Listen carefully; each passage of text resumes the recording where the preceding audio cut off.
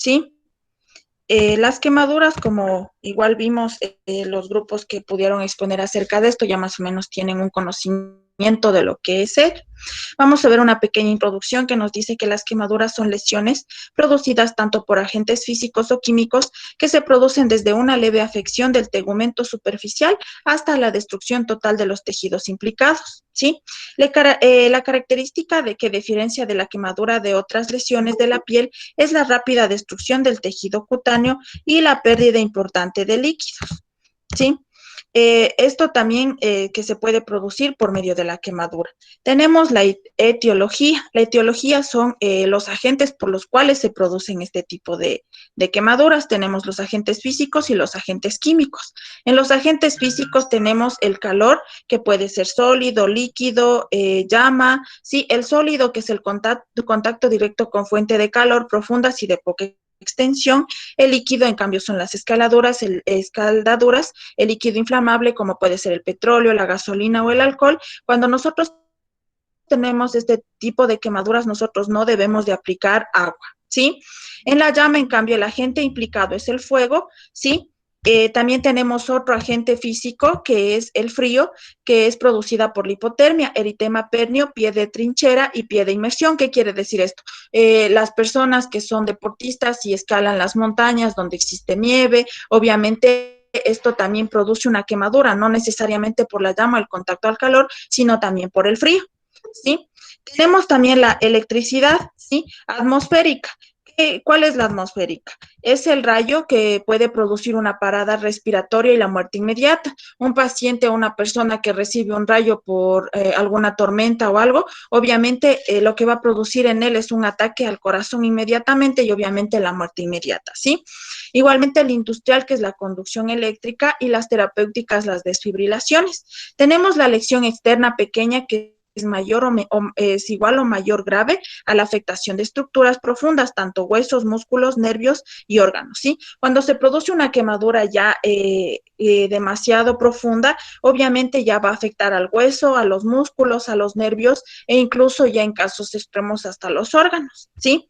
Se produce una necrosis de coagulación por el paso de la corriente eléctrica. También tenemos otro tipo de agente físico, que son las radiaciones, que son los rayos solares, los rayos ionizantes como RX, las radioterapias que reciben este tipo de tratamientos pacientes con cáncer, la energía nuclear. También ahora vamos a ver acerca de los agentes químicos, que también son medios por los cuales se puede producir una quemadura. Los agentes físicos, pues obviamente todo lo del medio ambiente, como vimos el calor, el frío también que se producía. Ahora vamos a ver agentes químicos por los cuales también se puede producir. Las quemaduras también se producen por el contacto de ácidos con el paciente, alcálisis o bases como el amoníaco, ¿sí? También tenemos la clasificación. Vamos a ver ahora en qué se clasifican las quemaduras, ¿sí? Tenemos primeramente la profundidad, la extensión, localización y gravedad. Estos son los 4 tipos de clasificación de las quemaduras, ¿sí? En la profundidad tenemos de primer grado, de segundo grado y de tercer grado, ¿sí? En el de segundo grado podemos ver que hay superficiales y profundas, y cada uno depende al grado de quemadura, pues obviamente va a ir dañando las capas de la piel, que ya veremos cuáles son. En la extensión tenemos en los adultos y en los niños vamos a utilizar diferentes tipos de parámetros. En los adultos, que son la regla de los 9 de Walsh, y en los niños los Lund-Browne, ¿sí? Y la localización y la gravedad, dónde se localiza la quemadura y cuál es la gravedad de cada una de ellas. Sí, esta es la clasificación. Anteriormente vimos, en cambio, los agentes por los cuales se producen las quemaduras, físicos y químicos, y ahora, en cambio, en la clasificación vamos a ver cuáles son los grados de quemadura, por qué se produce, la localización, la gravedad y la extensión, ¿sí? Primeramente vamos a ver lo que es la profundidad, que es la evaluación inicial de la profundidad de las quemaduras. Es difícil por el carácter dinámico que presentan las primeras 48 a 72 horas. Tenemos aquí las capas de la piel, que es la epidermis, la dermis y la hipodermis, ¿sí? De acuerdo a lo que se vaya de acuerdo a la quemadura del paciente, vamos a ir dañando las diferentes capas de la piel. Como pueden ver, en la quemadura de primer grado, vamos a producir primeramente un daño en la epidermis. En la de segundo grado, en cambio, ya vamos a afectar la epidermis y la dermis. Y en la de tercer grado, pues obviamente epidermis, dermis, hipodermis y hasta incluso el hueso, el músculo y hasta, como vimos anteriormente, hasta órganos, ¿sí? Eso depende del grado de complejidad que tenga la quemadura en el paciente. En el primer grado, ¿cuáles son las afectaciones? Como vimos anteriormente, la epidermis, la apariencia es que solo se produce un eritema, ¿sí? Una leve inflamación, incluso la caracterización de la quemadura leve o de primer grado se produce como rojiza, como cuando las personas se van a la playa y se queman por el sol, si les ha de haber pasado que se vuelve como roja.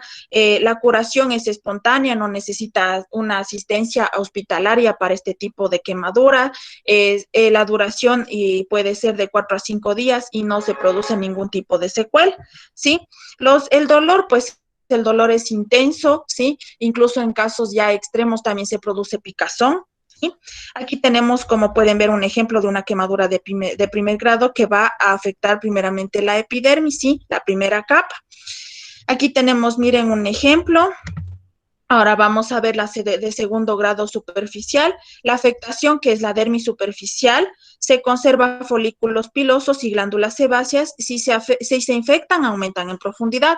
Mucho ojo con estos chicos. ¿Por qué? Porque si se infecta de este tipo de quemaduras, obviamente vamos a afectar al paciente en mayor complejidad. Es por eso que cuando vemos ya la presencia de flictemas o ampollas, que es una característica de una quemadura de segundo grado que se produce por el contacto con aceite caliente, el contacto con agua caliente, se va a producir la presencia de ampollas o flictemas, ¿sí? Cuando existe este tipo de aparición de ampollas y flictemas, nuestra obligación no es reventarlas en la casa, sino trasladar al paciente a una casa de salud, porque en la casa de salud van a realizar las respectivas curación de estos flictemas. ¿Cómo? Ellos utilizan una solución estéril, guantes estériles y un equipo de curación estéril para reventar y no producir una infección en la piel del paciente. El dolor, pues obviamente son muy dolorosas y la curación es de 15 a 20 días si es que no se llegara a contaminar. Obviamente realizando una curación diaria, el paciente ya tendría que acercarse a la casa hospitalaria a recibir atención médica, ya no puede curarse por sí solo ni tampoco utilizar cremas hidratantes ni nada, sino ya acercarse directamente a una casa hospitalaria. Actualmente tenemos que si se llegara a contaminar o las quemaduras de segundo grado profundas, las anteriores vimos que eran las quemaduras superficiales de segundo grado, ahora las subprofundas, la afectación es la dermis profunda, sí, se afectan folículos pilosos y glándulas sebáceas, pero desprenden fácilmente. La apariencia es pálida moteada, sí, que se produce ya como de color como morada, sí, la piel. El dolor son pocas, en algunas áreas incluso ya se vuelve como anestesiada porque ya daña el nervio, ¿sí?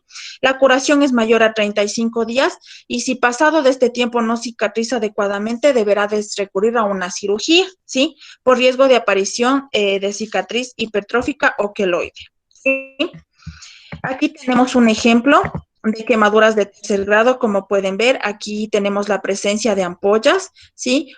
O los flictemas, que obviamente, como les dije, esos no se pueden tratar en casa, sino siempre tiene que ser la atención por parte del médico. Tenemos en la de tercer grado la afectación, en cambio, ya viene en una totalidad del espesor de la piel e incluso a las estructuras subyacentes.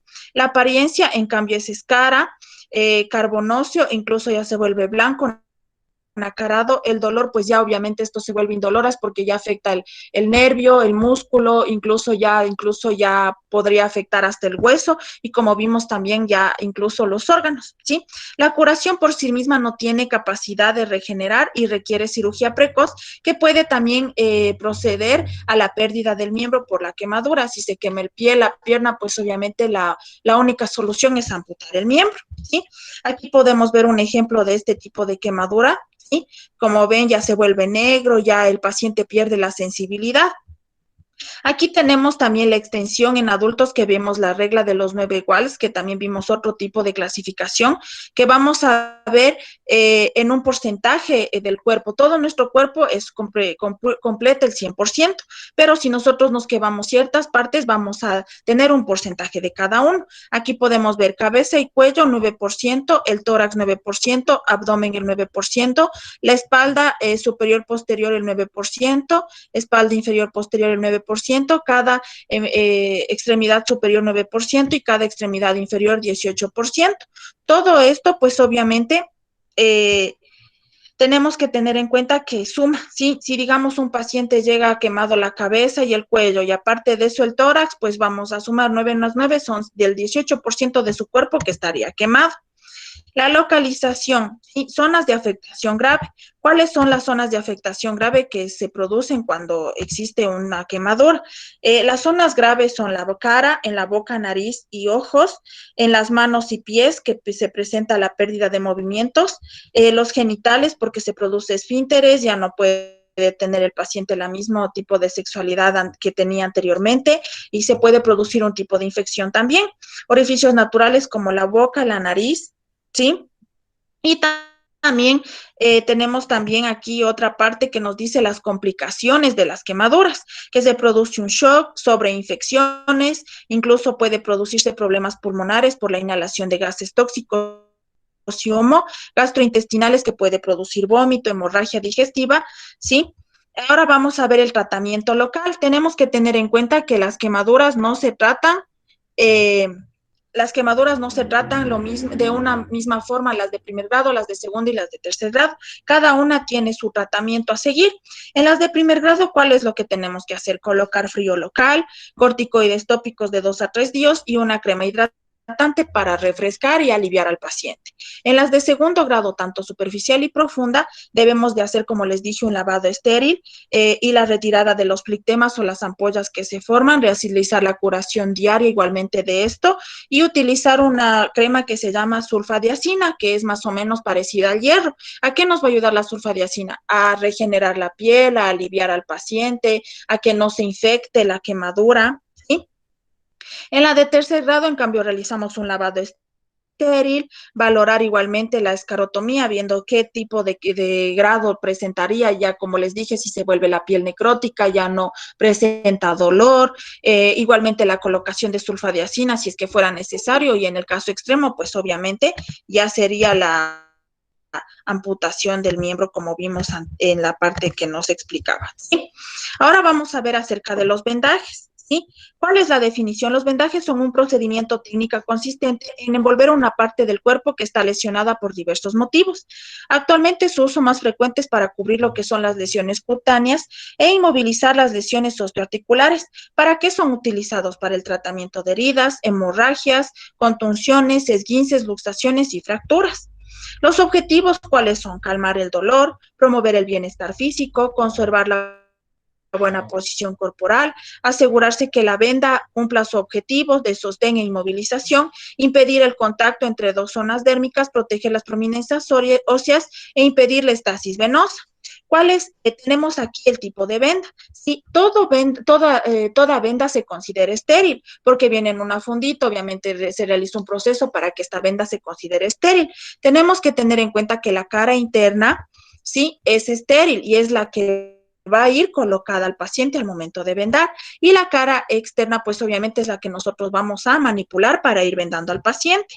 ¿Sí? Tenemos aquí la clasificación y la función de cada uno de ellos. La clasificación, ¿cuáles son los tipos de vendajes? Vendaje blando, vendaje compresivo, rígido, suspensor y protectivo.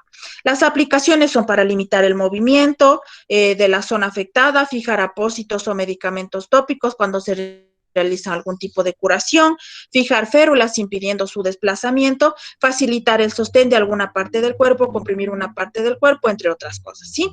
Igualmente tenemos las formas de vendajes, que igual sus compañeros expusieron, vieron qué formas de vendajes existían, y las más comunes son el vendaje circular, espiral en 8 y recurrente, ¿sí?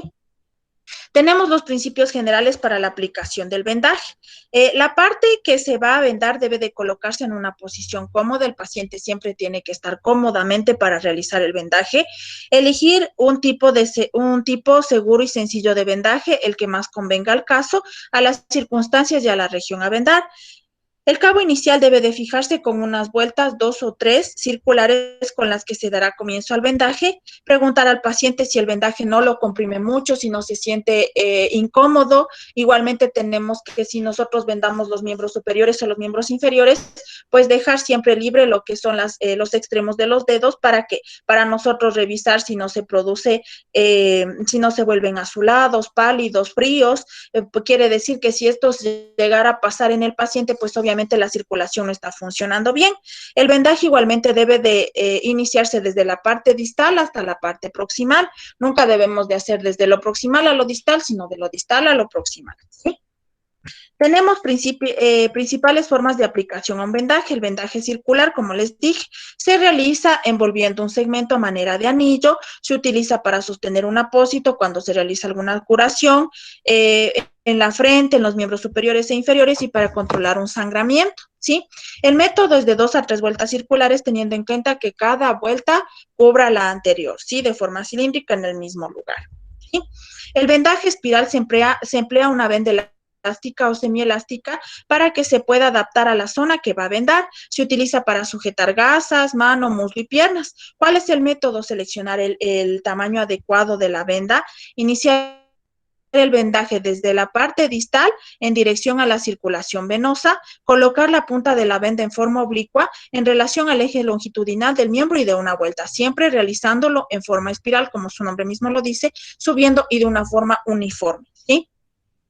El vendaje en 8, en cambio, utilizamos principalmente en las articulaciones como son tobillos, rodillas, codo, útil para sujetar apósitos e inmovilizar. ¿Por qué? Porque si nosotros movilizamos todo el miembro superior al paciente, no va a poder realizar el movimiento de flexión, ¿sí? Dar una vuelta circular al inicio, seguido de un cruce en la venda en forma de 8 que puede terminar con otra venda circular, con otra vuelta circular, perdón. Aquí podemos ver que se deja libre una parte que produce el movimiento de la rodilla y del codo, ¿sí? Las vendajes recurrentes, en cambio, se aplica especialmente en la cabeza, dedos y muñones cuando existe algún tipo de amputación de algún miembro del paciente, extremidad de un dedo o de un miembro que ha sido, como les dije, amputado. El método, la venda se lleva de delante hacia atrás y viceversa hasta cubrir totalmente la zona lesionada.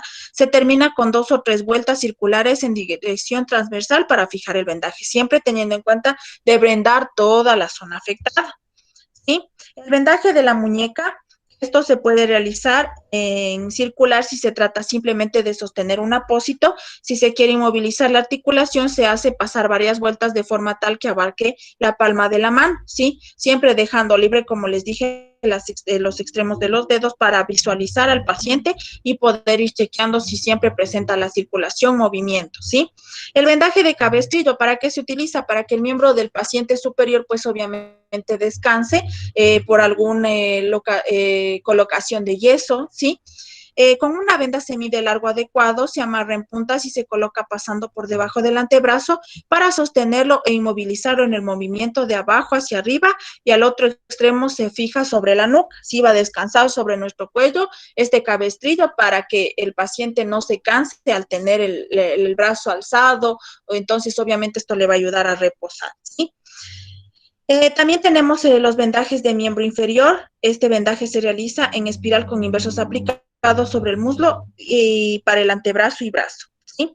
Tenemos las normas generales para la realización de vendaje. Primeramente, siempre que les he dicho, el lavado de manos antes y después de realizar cualquier procedimiento, proteger las prominencias óseas antes de vendarlas, utilizar la venda más adecuada para los fines de vendajes. En caso de colocar un apósito, debemos de cubrirlo prolongado, el vendaje unos centímetros más a cada extremo, vendar de manera uniforme y firme, cubriendo 2/3 del ancho de la vuelta anterior, iniciar el vendaje siempre sosteniendo el rollo de la venda en una mano y el extremo inicial con la otra, para nosotros poder vendar y no soltar. No es que nosotros colocamos, al colocar la venda, soltamos el rollo y vamos vendando al paciente, porque nos vamos a enrollar nosotros ahí mismo, vamos a hacernos un laberinto y no vamos a poder vendar adecuadamente al paciente, ¿sí?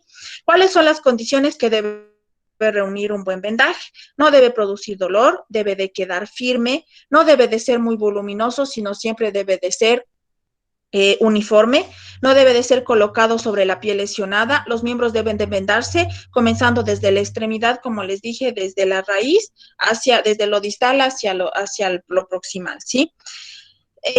También ahora vamos a ver acerca del pie diabético, ¿sí? Primeramente, para entrar al pie diabético tenemos que saber qué es la diabetes, ¿sí?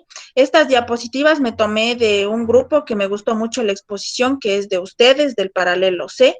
No recuerdo el nombre de los integrantes, pero yo incluso les felicité porque fue la mejor exposición que pude obtener yo en toda la semana. Primeramente, como ellas nos explicaban, y fue una muy bonita exposición, como les digo, que la diabetes es una enfermedad en la que los niveles de glucosa o azúcar en la sangre están muy altos o elevados. Como sus compañeras explicaban, una persona diabética es propensa a presentar pie diabético, ¿sí? El pie diabético aparece cuando existen niveles inadecuados de glucosa en sangre y otros factores que concurren con frecuencia en personas con diabetes e hipertensión arterial, ¿sí? ¿Por qué se produce el pie diabético? Porque el paciente tiene sobrepeso, porque se va a producir las laceraciones, como vamos a ver a continuación.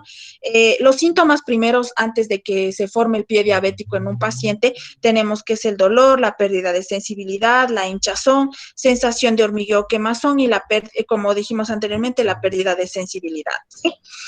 Los grados del pie diabético, grado 0 hasta grado 5. En el grado 0 el paciente no vamos a ver ningún tipo de úlcera, ¿sí? Sino vamos a ver los signos y síntomas que el paciente va a presentar, ¿sí? Porque va a estar la piel intacta, pero ya va a presentar dolor, va a presentar hinchazón, ya no va a poder estar mucho tiempo de pie. En cambio, en el grado 1 ya va a aparecer una úlcera superficial que afecta el tejido celular subcutáneo. En el grado 2 ya la úlcera se vuelve profunda. En el grado 3, en cambio, puede afectar ya el hueso, como ellos, los compañeras explicaban, que ya incluso ya vendría la amputación de los dedos o la zona afectada porque ya no existe remedio para ello, ¿sí? Se puede realizar la curación, pero si ya se va necrotizando, ya se va volviendo morado, ya no va a tener solución. Y en el grado 5, pues obviamente la gangrena que afecta al medio pie y antepié y ya sería la amputación del miembro inferior o del pie.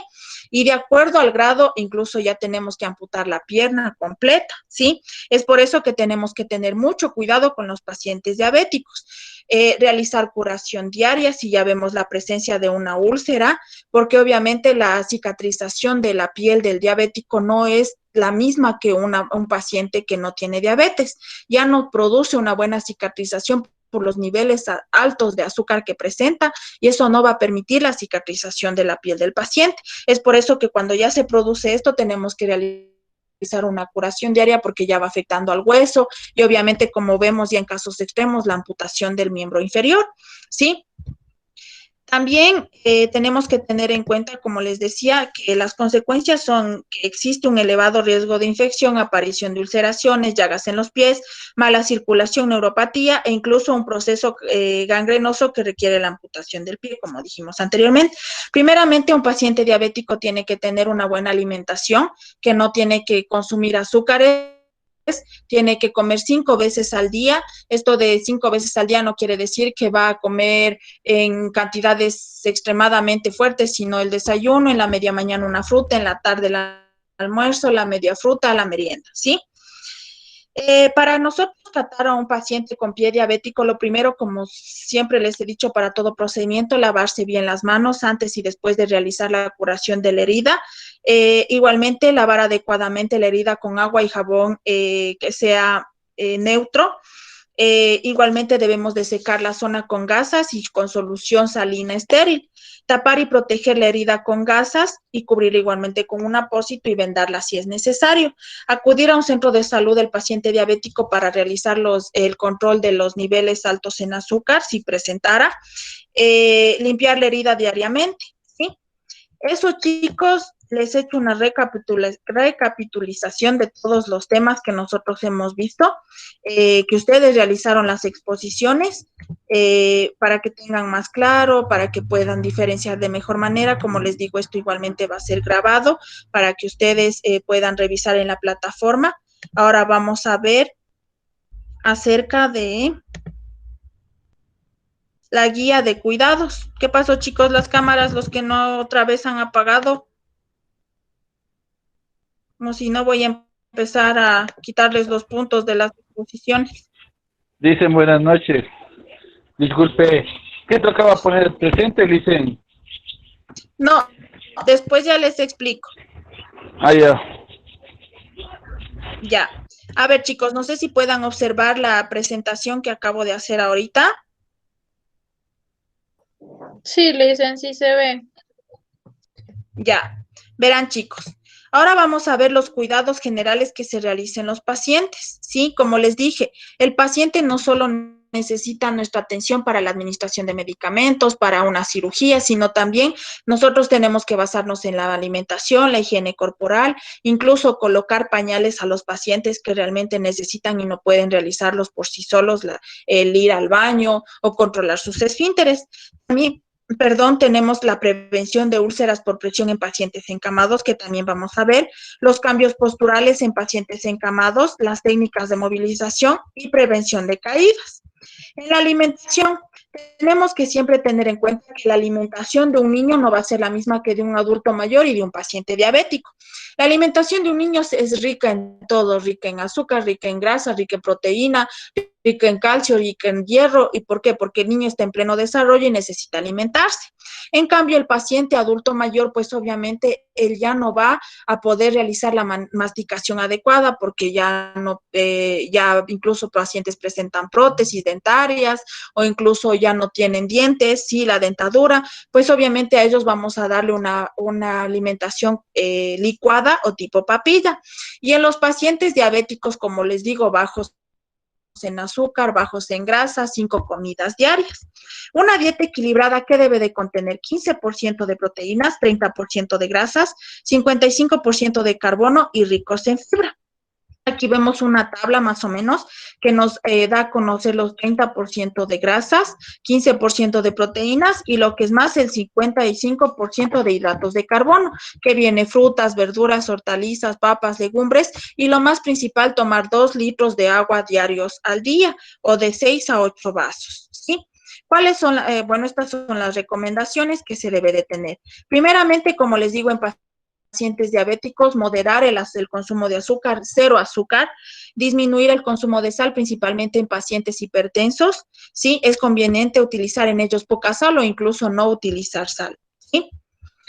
Tenemos que tener en cuenta que las personas mayores necesitan una menor cantidad de energía que el resto de la población, pero hay nutrientes que son fundamentales y por ello deben de ser aumentados, como por ejemplo el calcio, la vitamina D, ¿sí?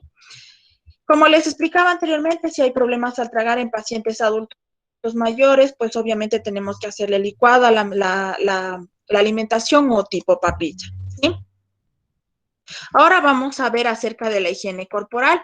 Ya vimos acerca de la alimentación del paciente, ¿sí? Ahora vamos a ver la higiene corporal. Pacientes que no pueden movilizarse, nosotros tenemos que realizar un baño en cama, que se le llama, o baño de cama, ¿sí? Primeramente debemos de realizar el aseo en el siguiente orden y siempre teniendo en cuenta de realizarlo de esta manera, teniendo dos toallitas o pañitos que en el cual el uno vamos a colocar el jabón con agua y vamos a como ustedes cuando se jabonan, cuando se bañan y el otro para secar, ¿sí? Vamos a realizar primero cara, cuello, luego tronco, brazos, axilas, piernas, espalda, pies y al último dejamos los genitales y la región perianal porque es la zona de mayor infección, ¿sí? El cabello igualmente debe de ser lavado mínimo una vez por semana y el afectado pues debe de ser frecuente. Como les digo, esa es nuestra obligación como personal de salud, el ver el bienestar del paciente en todo sentido, ¿sí? Igualmente tenemos que recomendar al paciente lavar los pies con agua y jabón, secándolos con cuidado y en especial las zonas interdigitales. Y las uñas, pues obviamente las uñas de los dedos deben de ser cortadas de manera recta para evitar la presencia de uñeros o malformación de la uña. ¿Sí? Los oídos nosotros debemos de evitar introducir algún tipo de cotonete o de cualquier instrumento en el oído. Y si el paciente presenta audífonos, pues retirarlo y retirar el resto de cerumen si fuera necesario. La boca, pues obviamente lavarla o limpiarla después de cada comida. Los ojos, igualmente tenemos que hacer un aseo de los ojos con una gasa, con agua tibia de adentro hacia afuera, ¿sí?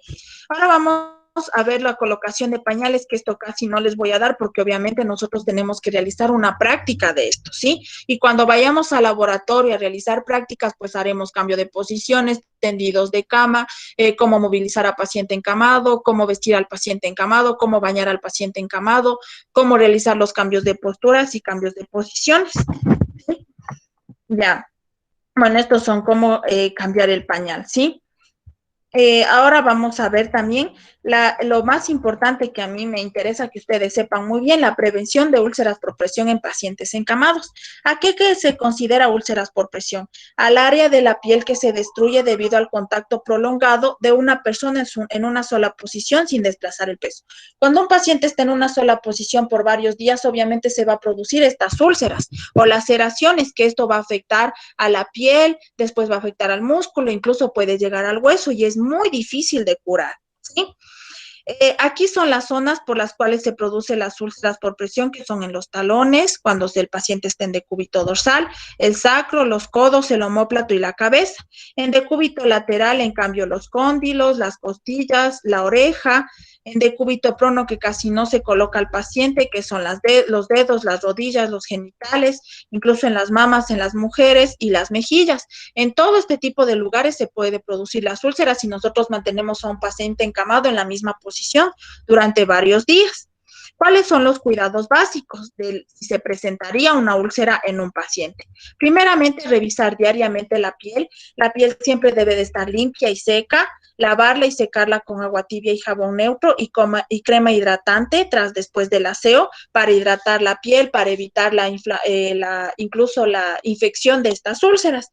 No usar alcohol ni colonia directamente sobre la piel. Igualmente recomendar al paciente o ayudarle a tomar 2 litros de agua, zumos o incluso jugos, ¿sí? Una dieta variada igualmente. La ropa de la cama siempre tiene que estar limpia y mucho ojo, chicos, las sábanas tienen que estar sin arrugas, porque al momento de arrugarse obviamente va a ser más presión y vamos a presentar o vamos a formar este tipo de laceraciones en los pacientes.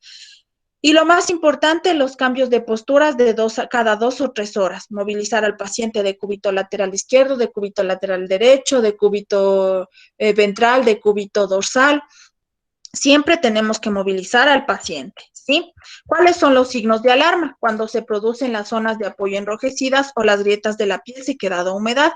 Mucho ojo, cuando ya vemos ya que se encuentra la piel de rojo, esa zona, como les digo, los codos, la oreja o los glúteos o el sacro, pues obviamente nosotros ya estamos viendo un signo de alarma que se va a producir una úlcera posteriormente. ¿Cuáles son los cambios posturales en pacientes? Sí, como les dije, los cambios se realizan cada 2 o 3 horas y en pacientes que puedan estar sentados, pues mucho mejor. Si nosotros podemos sentarle al paciente, pues mucho mejor. Aquí vamos a ver que nosotros colocamos una almohada para evitar el roce directo hacia la cama y evitar que todo el peso se vaya en el paciente, en la cabeza, en los brazos, en las piernas y obviamente en los talones, y el paciente se encuentra boca arriba. Si se encuentra de cúbito o de lado derecho o izquierdo, colocar igualmente la almohada debajo de la cabeza, en la espalda para evitar que se gire de nuevo el paciente y aquí en medio de las piernas para evitar el roce entre las rodillas. También tenemos el decúbito prono o acostado boca abajo, que vamos a colocar la almohada debajo del paciente y cuando el paciente igualmente se sienta, pues obviamente la almohada en el cuello, en la espalda, en los brazos y en los pies, ¿sí? Ahora vamos a ver el manejo de las sondas. ¿Qué son las sondas? Existen dos tipos de sondas, sonda nasogástrica y sonda vesical. La sonda nasogástrica es un tubito que se conecta directamente, una sonda, como el nombre mismo lo dice, que se conecta desde la fosa nasal hasta el estómago. Este procedimiento lo realiza el médico. ¿Para qué se utiliza? Esta sonda se utiliza para alimentar a los pacientes que no pueden hacerlo vía oral, para eliminar los líquidos que se encuentran restantes en el estómago, que el médico necesita eliminarlos, ¿sí? Para esto se utiliza este tipo de sondas, que es nuestra obligación como personal de salud de enfermería, el vigilar y cuidar esa sonda, ¿sí? De acuerdo a lo que el paciente requiera. La sonda, en cambio, vesical es para eliminar la diuresis o la orina, ¿sí? Diuresis es lo mismo que orina, ¿sí? Como les dije, ya les voy a hablar sobre términos médicos para que ustedes conozcan. La diuresis, para eliminar la diuresis, si un paciente presenta problemas de próstata, si no puede controlar los esfínteres, pues obviamente necesita una sonda ¿cómo es? Vesical, que igualmente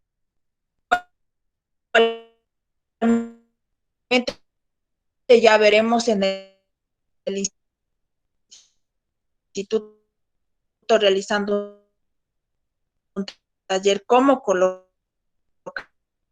una sonda vesical por el paciente elimina, ¿sí? Tengamos problemas a posterior, por ejemplo, una luxación de cadera, una lumbalgia, ¿por qué? Porque hay pacientes que son demasiado pesados y nosotros tenemos que tener la forma correcta de movilizarlos. Primeramente tenemos que sentar al paciente, decirle al paciente que coloque sus brazos hacia abajo, nosotros abrazar al paciente y si es posible el paciente que nos abrace en el cuello o se agarre de nuestro cuello y nuestra pierna pues colocarla entre el medio de las dos piernas del paciente para poder movilizarlo hacia la silla. Así nosotros no producimos ningún daño en nosotros ni tampoco afectamos al paciente. Ahora obviamente tenemos los pacientes encamados que no pueden movilizarse por nada, ¿sí? Entonces nosotros hay pacientes que igualmente están en la cama y se resbalan hasta el filo y nosotros, ¿cómo le subimos al paciente si está ya y solitos? ¿Sí? Siempre nosotros tenemos que movilizar al paciente con la ayuda de un compañero, sea el camillero, sea el doctor, sea quien sea que esté ahí, tenemos que decirle que por favor nos ayude porque obviamente no vamos a poder movilizarlo, pero siempre que vayamos a tener la presencia de un paciente encamado, paciente que no pueda movilizarse, lo principal es colocar sobre encima de la sábana una media sábana. ¿Para qué sirve? Una persona se coloca este extremo y el otro al otro extremo y vamos a alzar al paciente. Incluso se puede subir o bajar. ¿Sí? Esta es la forma para movilizar al paciente o incluso los pacientes que pueden mover sus piernas o incluso agarrarse por sí solos en el espaldar de la cama, le decimos que él también se ayude. ¿Sí? Y nos ayuda a nosotros. Siempre nosotros tenemos que sentar al paciente antes de movilizarlo, no lo vamos a movilizar acostado, ¿sí?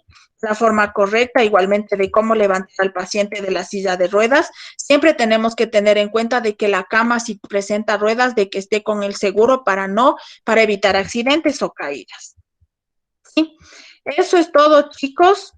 La prevención de caídas, que es obviamente nuestra obligación como personal de salud, es prevenir las caídas en los pacientes, como alzando las barandas en las camas que se encuentran en el hospital para evitar que al momento de virarse pueda el paciente caerse, porque él ingresa por una cosa y después obviamente si nosotros no estamos vigilando al paciente o no estamos pendientes se puede caer y puede producir algún otro tipo de afectación al mismo. A ver, chicos, no sé si tienen dudas, inquietudes con lo que acabo de exponer, con los cuidados de los pacientes, con lo que vimos y recapitulizamos acerca de los temas anteriores, o todo está claro. Dicen, yo una pregunta, buenas noches. Y Ya, con los pacientes, que son digamos, ya de tercera edad que a veces no hacen caso, o sea, prácticamente ellos vendrían a ser como niños. Entonces, con eso tendríamos que tener mucho más cuidado y más que eso, tener paciencia, ya que ellos hacen como digamos a propósito y nosotros tendríamos que controlar nuestros impulsos para no gritarles y eso. Y otra, con los pacientes que pónganse no se quieran afeitar, digamos, déjenme, yo no quiero afeitarme. En ese caso, ¿qué sería? Dicen, disculpe. A ver, verán, con los adultos mayores lo más recomendable es como los niños, como tú dices.